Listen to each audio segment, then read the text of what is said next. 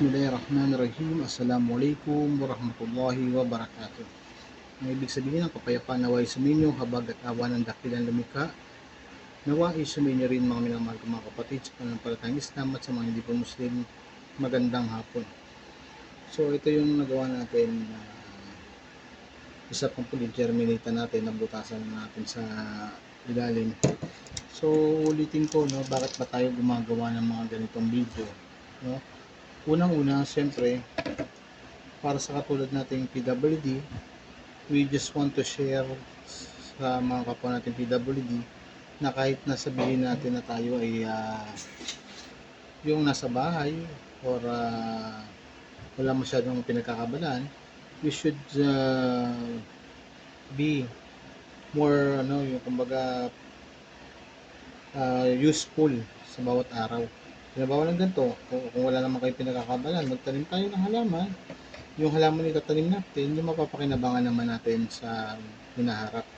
No, hindi lang din para sa ating for enjoyment, hindi lang para tayo ma-relax, kundi para kumbaga may beneficial din yung ating tinatanim.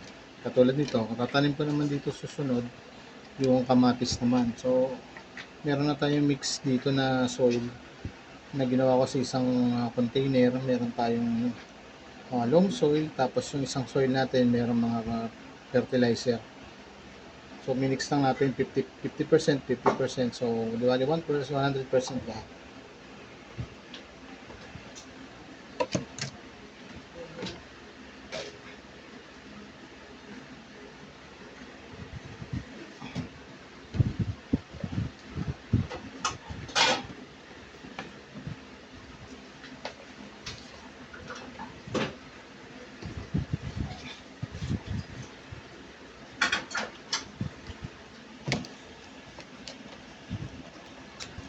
So, lalagyan lang natin ng lupa.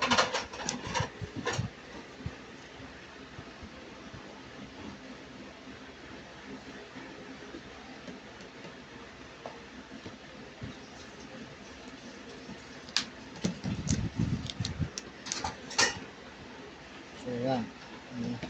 So, meron na tayong na-ready na natin yung ating soil. So, yun. Pinost lang natin sandali. So, meron na tayong ready na mix na soil na may mga loam soil, ordinary, tapos yung mayroong fertilizer, kung mayroong mga pataba.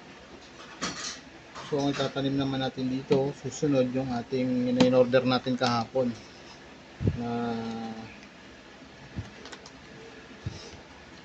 ito,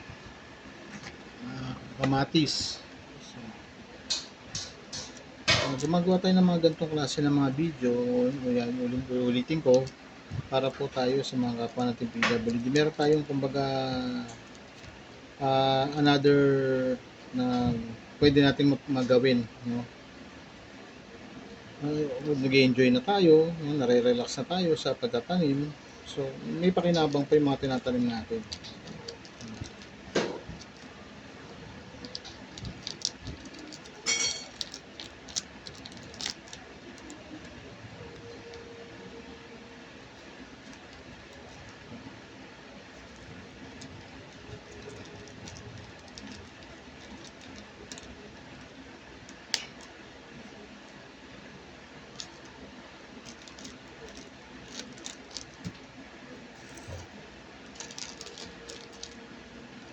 So medyo madikit siya.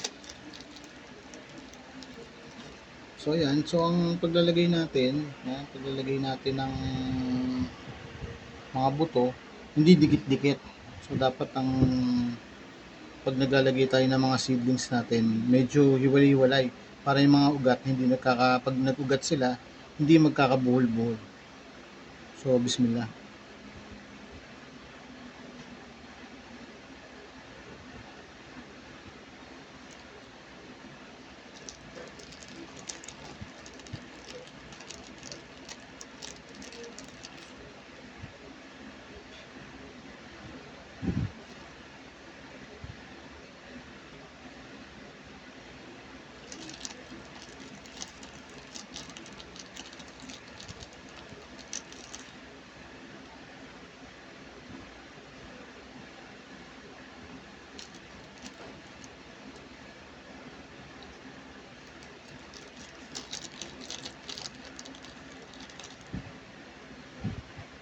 So, ayan. Konti lang yung nilagay natin. So, gagawin naman natin ngayon dyan is papatungan na natin siya ng soil sa ibabaw. Yung konti lang, no?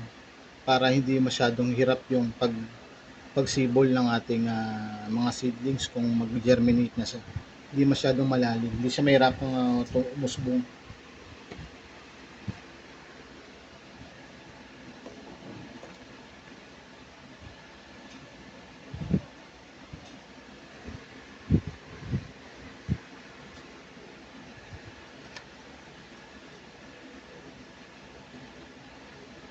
So, ayan. So, kakat lang natin tong video na to dahil medyo mahaba na yung ating video. Inshallah, mamaya pa isa pa, magbibideo pa tayo. Magtatanim naman ulit tayo ng isa pang okra dahil dumating pa yung isang okra natin in order natin sa online. So, inshallah, ibabalik tayong muli. Assalamualaikum.